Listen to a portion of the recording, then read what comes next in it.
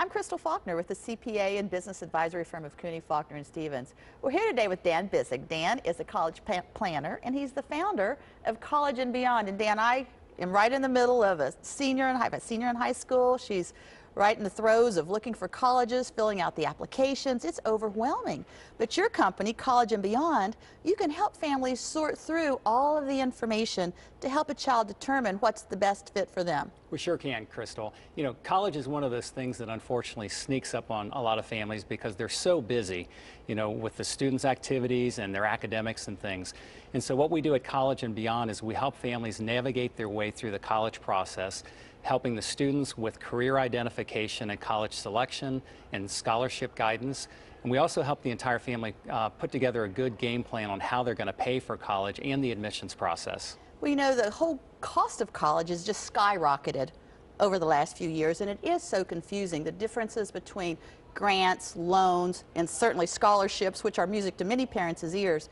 So the whole idea of someone like yourself helping a family navigate through that is critical. You can't afford to make a mistake. You can't, that's right, because time is of the essence, especially when you're dealing with the transition from high school to college. And so every family needs to put together a solid game plan and understand the rules of the game when it comes to how the different schools take care of helping you pay for college. Well, what are some quick tips that you can give viewers this morning? Number one, make sure that you have a game plan. And in other words, have a good, solid conversation with your son or daughter about how much your family can afford to pay for college. Be realistic then on identifying colleges that your son or daughter is going to get into, both academically and also financially, and also make sure that it's a good fit socially as well.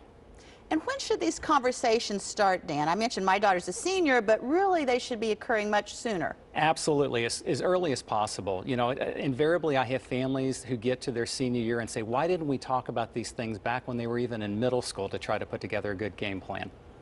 So, last bit of advice for folks watching today? Whatever you do, make sure that you have the money talk with your son or daughter early in the process.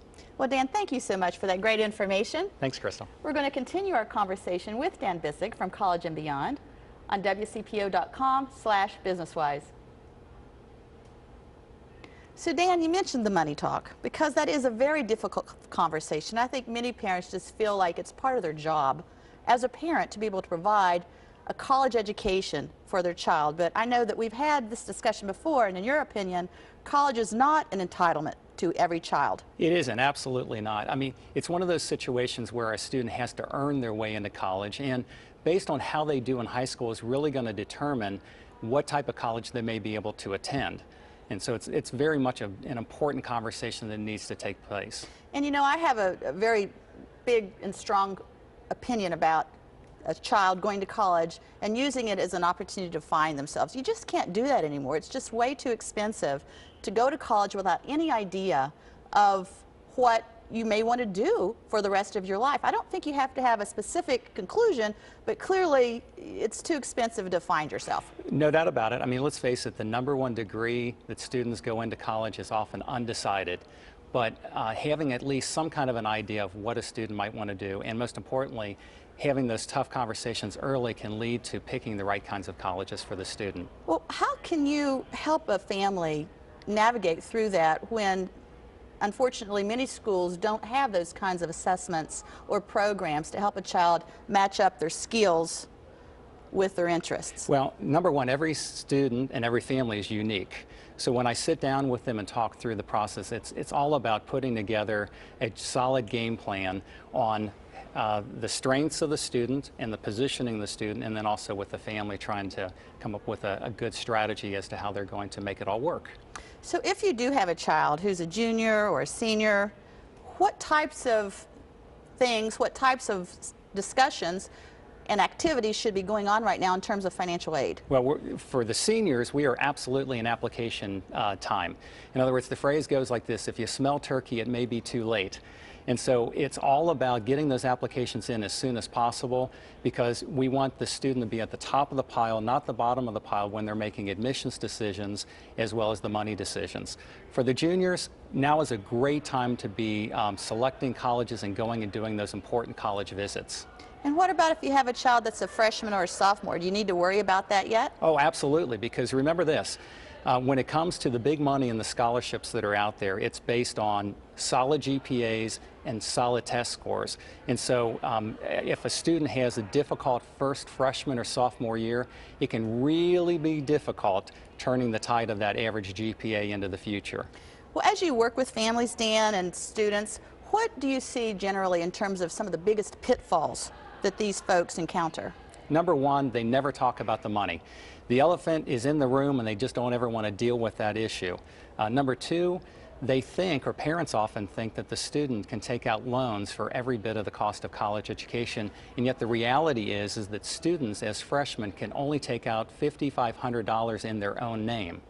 And so the problem is that they never figure out or talk about how the family is going to cover the rest of the gap that might exist in that situation. Well, you brought up a very hot button to Yeah. me, and that is student loans, because having gone through this process with my own senior daughter, going visiting schools, colleges don't tend to really talk about the loans. They almost imply that they can help a family figure it out regardless of their financial situation, but that's not true, because in large part they're talking about taking out loans, and it's gotten a lot of young people and adult family members in trouble. We really have. Let's remember that we crossed the $1 trillion mark this year for the first time when it comes to student loans, which is more than consumer debt.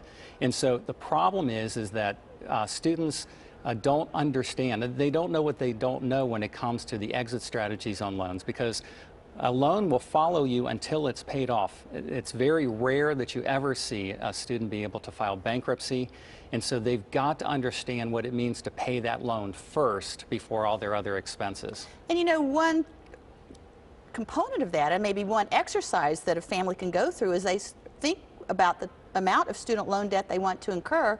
You can actually go in their calculators that you can work with and see how much that monthly payment would be, and certainly if the student loan monthly repayment amount doesn't line up with the type of salary Right. for the career that you're choosing, you may want to rethink something. Absolutely. I mean, the most important thing on this is that you've got to do your homework. In other words, don't just assume that the schools are going to help educate you both going in or coming out as to what your financial situation is going to be. The worst thing to have happen in a case like that is to be uneducated about the loans and the loan process. So if folks would like to find more information about you and College and Beyond, they can visit your website? They can. It's collegeandbeyondllc.com. Well, Dan, thank you so much for that great information and for being my guest. Thanks, Crystal.